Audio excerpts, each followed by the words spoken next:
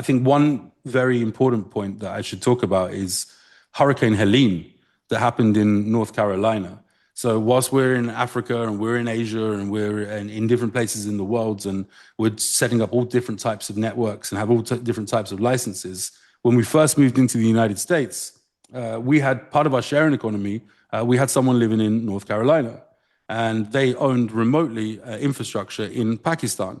And they messaged us on X.com publicly and said, there are bodies floating in the rivers. We have no communications. Nobody is helping us. Please, can you come World Mobile? And most of our team said, we're not ready for this, Mickey. And I said, I don't care if you're not ready for this. I want you to go, and I want you to go from our offices in Reno. I want you to put these radios in suitcases, and I want you to turn up. How do we get there? I'll fix how you get there.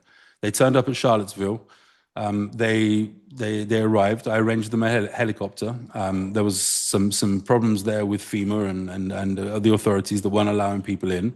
But I'm a man of the people, and if I can do something, I will do something. Plus, it was a great advert for World Mobile, so it was something that was super strong. Within 48 hours, we'd set up infrastructure. AT&T hadn't arrived, T-Mobile hadn't arrived, Verizon hadn't arrived, and we'd set up infrastructure to connect 30,000 live connections. And we allowed them to roam onto our infrastructure free of charge.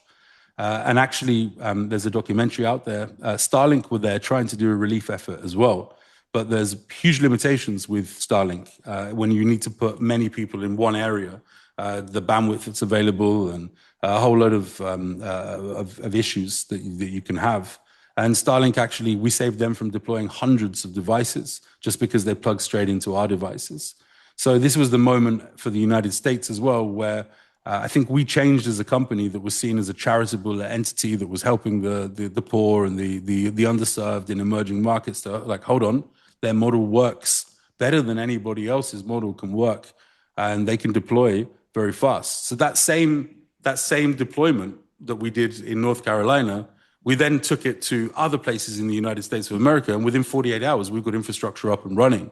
A typical telecom company will take somewhere between 6 to 18 months to deploy a single tower.